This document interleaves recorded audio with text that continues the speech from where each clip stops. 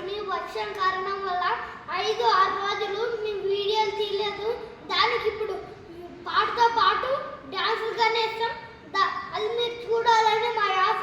Like share చేయాలి. చిన్న పిల్లల చేత పెద్ద దేవుడు ఉంటే గ్రేట్ కార్యములే చెల్లును.